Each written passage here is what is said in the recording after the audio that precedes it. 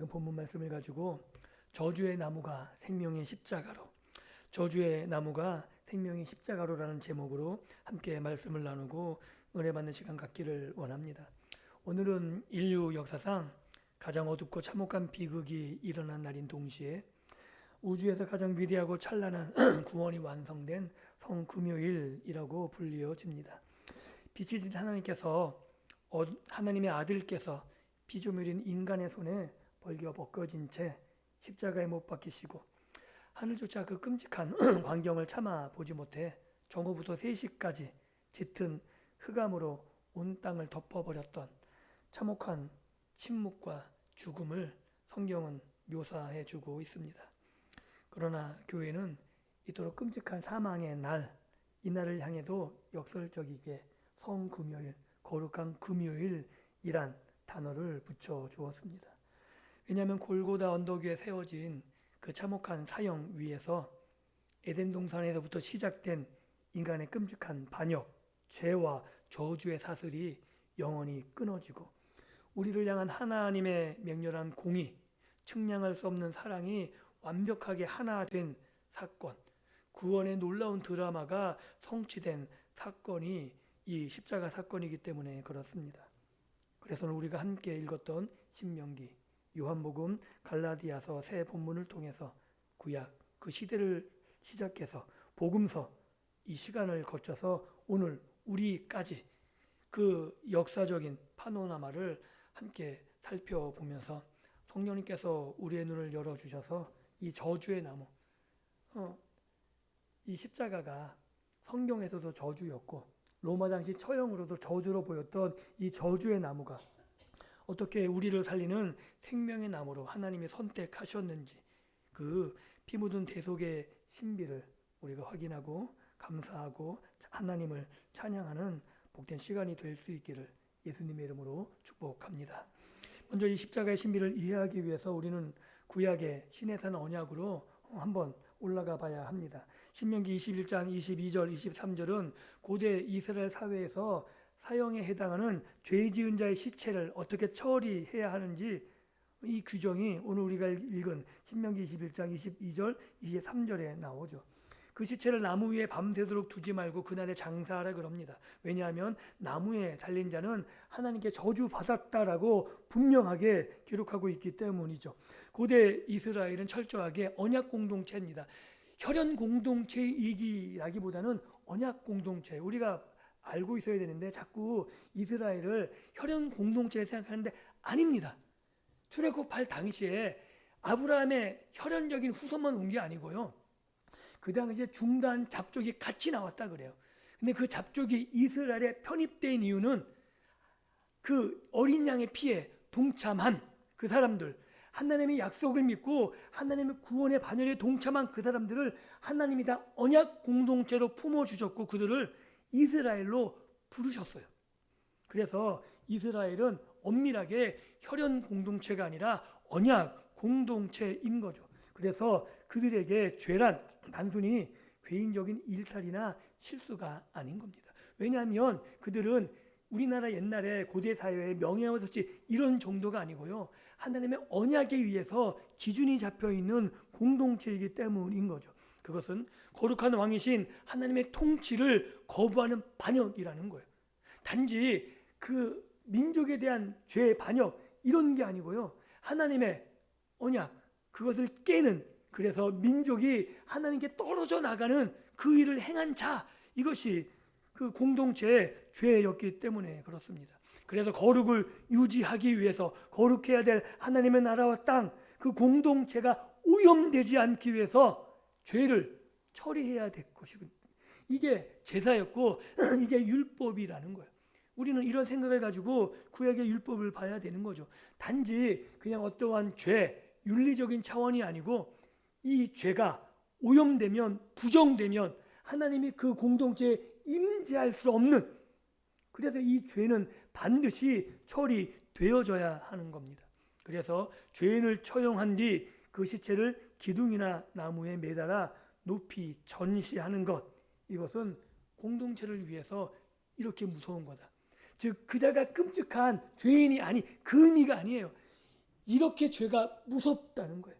이렇게 벌할 정도로 그 죄가 끔찍하기 때문에 그 죄를 함부로 받아들이면 안 된다는 강한 경고, 그리고 사회적 낙인이란 의미를 가지고 있었던 겁니다. 그래서 고대 근동의 강렬한 명예수치 문화 속에서 나무에 매 달린다는 것은 단지 육체적인 그런 죽음을 넘어서 사회적 낙인, 끔찍한 형벌, 공동체를 향한 경고라고 우리는 이해할 수 있는 겁니다. 그리고 그것은 그가, 죄인인 그가 공동체를, 하나님과 이스라엘 공동체로부터 어떻게 끊어지는지. 그래서 성경의 율법 보면 이런 게 나와요. 이스라엘 가운데 너희, 그 예를 보면 그는 이스라엘 가운데 끊쳐진 자가 되리라. 자꾸 끊쳐진 자가 되리라. 이게 죄의 가장 심각한 형벌, 죄가 얼마나 무서운지를 보여주게 되는 거죠. 그래서 공적으로 그가 공동체 일원이 아니다라는 선포였고, 그 가문과 그 이름 전체에 지워지지 않는 영원한 수치, 이것이 그들이 짊어져야 될 일이라고 말하고 있는 거죠.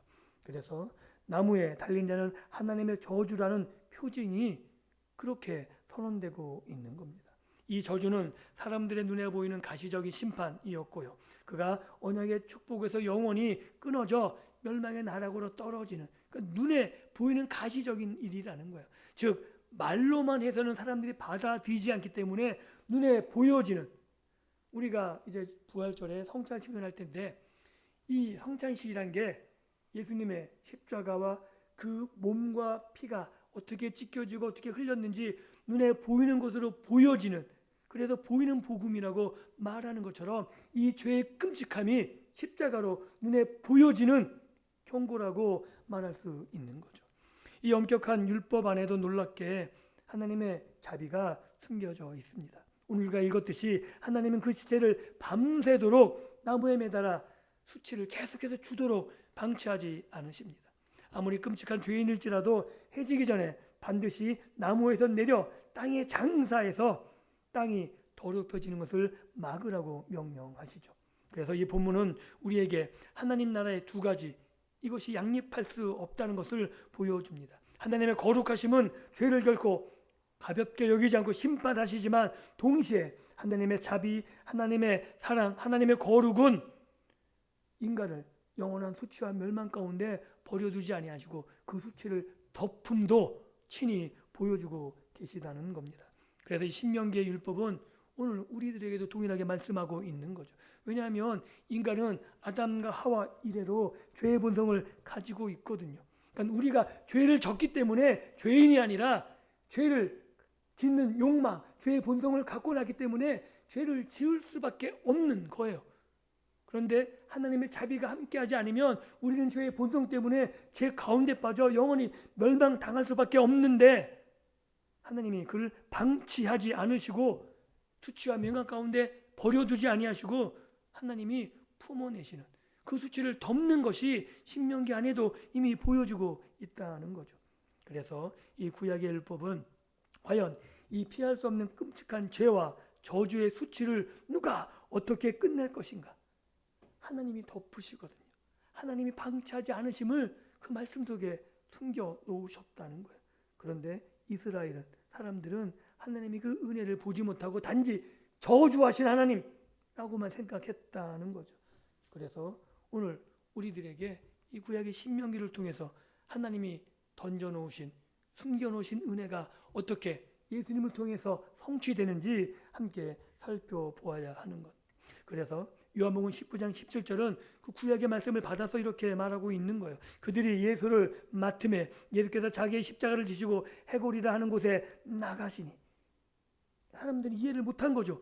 당시 이스라엘을 지배하던 로마 제국에게는 십자가는 우리가 계속 살펴보았듯이 단순한 사형이 아니라 반역자들이거든요. 하나님이 저주한 자를 나무에 달듯이 로마의 사람들은 반역한 자들을 십자가에 단 겁니다. 반역자들, 그리고 그 공동체에서 도저히 유지할 수 없는 끔찍한 죄인들, 이 사람들을 십자가에 단 것입니다. 그래서 로마는 십자가를 높이 세워 온 천하에 공포한 거죠. 제국에 반항하는 자들은 이렇게 죽는다. 너희들 공동체에서 받아들일 수 없다. 그리고 그 공동체들도 이런 자는 우리 공동체가 받아들일 수 없다. 이것을 십자가에서 분명히 보여주고 있는 겁니다. 그래서 십자가는 하나님께 저주받아 나무에 달린 그런 모습이었고, 로마의 눈에도 제국에 반역한 아주 비참한 패배자의 모습의 말로였습니다. 그런데 사도 요한은 이 십자가를 전혀 다른 모습으로 그려주고, 이 십자가가 믿음의 백성들, 예수 안에 있는 자들에게 어떻게 보여지는지 말하고 있는 거죠. 공강복음이 구레네 사람 시몬이 억지로 십자가를 진 사건을 기록한 반면, 요한복음은 전혀 다르게 이야기해요. 예수께서 자신의 몫으로 정해진 그 십자가를 치니, 그리고 주도적으로 짊어지고 나가셨다라고 요한복음은 따로 설명해 놓고 있습니다. 이를 통해 세상의 이야기가 완전히 뒤집히는 거죠. 억지로 진 것이 아니라 하나님의 아들이 하나님께서 맡기신 그 일을 주도적으로 수행해 나가신 그 일로 십자가를 묘사해 주고 있는 겁니다.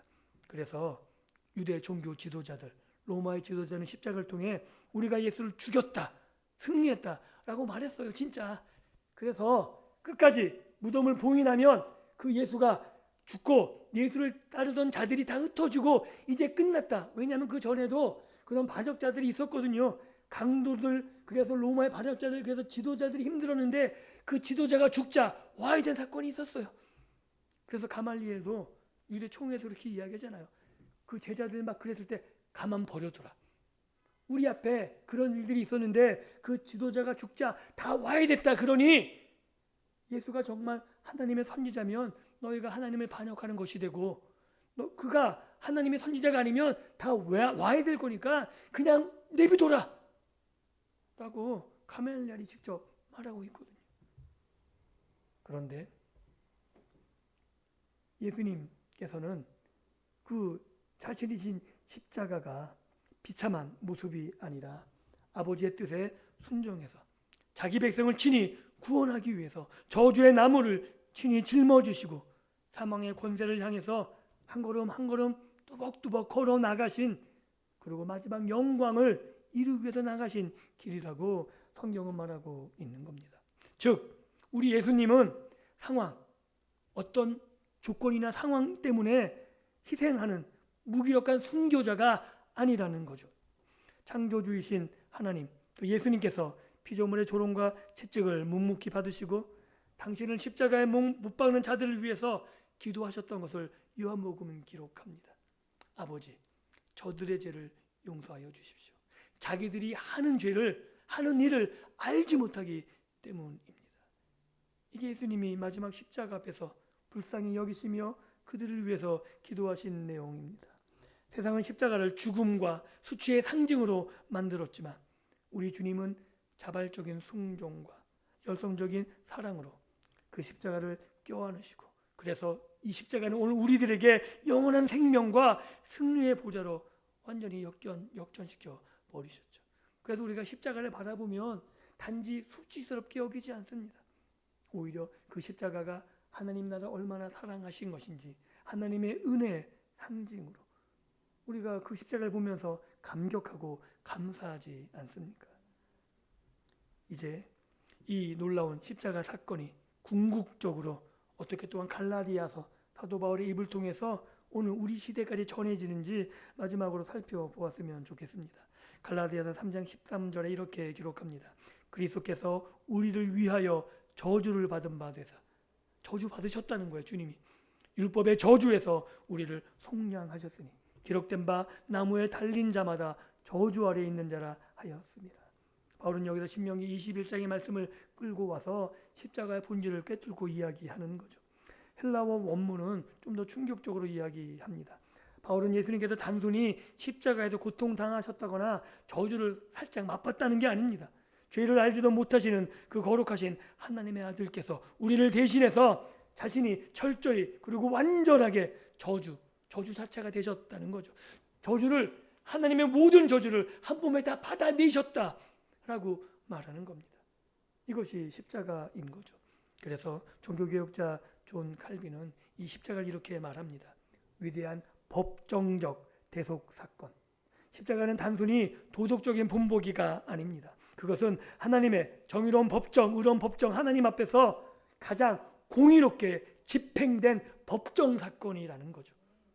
우리가 하나님의 법정 앞에서 그런 벌을 받아서 그런 죽음, 그 저주를 다 담당해야 되는데 하나님의 법정 앞에서 그 저주를 예수님이 다 담당하셨기 때문에 이제 하나님 법정 앞에서 우리가 그 죄를, 그 저주를 피할 수 있게 되었다라고 말하는 거죠. 우리가 지은 모든 추악한 죄, 탐욕, 거짓 음란, 배신, 교만, 우리만 그렇겠습니까? 아담과 하와 위에 모든 인류가 이랬다는 거죠. 여기에서 피할 사람은 아무도 없는 겁니다. 이런 더러운 죄, 예수님이 하나라도 그런 게 있으셨겠습니까? 그런데 그것이 우리가 계속해서 성경을 통해 배우고 알았듯이 전가되었다. 그게 전가된 거죠. 그래서 맹렬한 하나님의 진노의 잔을 십자가에 달린 하나뿐인 하나님의 아들 예수님께서 다 담당하시고 그 진노를 하나님이 십자가에다 쏘아 또 다 부으셨다라고 말하는 겁니다. 우리는 자꾸 십자가에 달린 예수님이 육체적인 고통이라고 생각 아닙니다. 육체적인 고통이 십자가의 진정한 의미가 아니라 예수님의 말씀을 기억해 보십시오. 십자가에서 엘리 엘리 라마 사막다니, 이게 무슨 뜻이냐면 하나님 어찌해서 나를 버리셨나이까. 예수님이 가장 무겁게 여기셨고 가장 끔찍하게 받아들이기 어려우셨던 그 고통이 뭐냐면 하나님의 버리심이에요. 여러분 어릴 때 그런 기억 있으십니까? 부모님이 화가 잔뜩 나서 집에 들어갈 때 부모님 얼굴 보기가 두려운, 그때 그 부모님하고 눈하고 딱 마주쳤을 때 그 기분을 한번 떠올려 보십시오. 아마 그런 상황을 만들기 싫으실 거예요. 지금도 온몸이 얼어서 경직되어 있는 삼위일체 하나님이시잖아요. 사랑으로 온전히 하나 된. 그런데 그 하나님의 저주와 경멸과 하나님이 외면하시고 버리신 그 일을 온전히 담당하시는 것, 이게 얼마나 끔찍하셨을까요?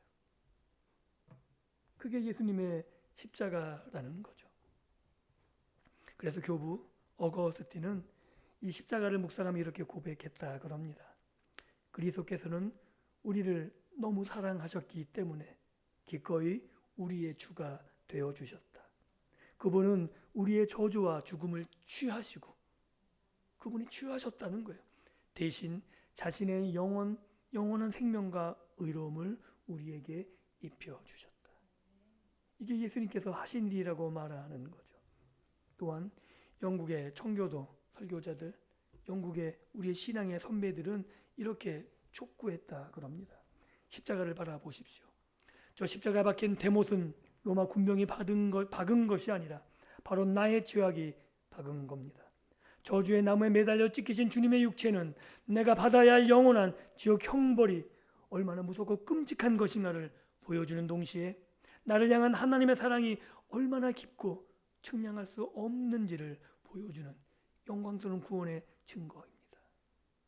이 위대한 대속의 은혜, 그분이 나의 저주를 짊어지셨기 때문에 우리는 정죄함에서 풀려나 자유와 생명을 얻은 하나님의 거룩한 언약 백성이 되었다라고 말하는 겁니다. 출애굽 당시 중단 잡종, 하나님의 언약 백성에 낄 수 없는, 그러나 피로써 죽음의 사자들이 넘어갈 때 그 하나님의 언약의 약속을 믿었던 그 사람들이 자신의 종족과 자신의 피와 전혀 관계없이 하나님의 언약 백성 삼으신 그 하나님의 은혜처럼 우리도 전혀 관계가 없었던, 하나님과 전혀 관계없었던 사람인데 예수님의 피를 의지할 때 예수님이 우리에게 그 영원한 생명을 입혀주셨다라고, 그래서 거룩한 언약 백성 되었다라고 말하고 있는 겁니다. 말씀을 맺습니다. 성금요일의 깊은 밤, 이 밤이 오늘 우리를 덮고 있습니다. 우리는 오늘 이 새 본문을 통해 십자가라는 하나님의 대속이 어떤 것인지 살펴보았습니다.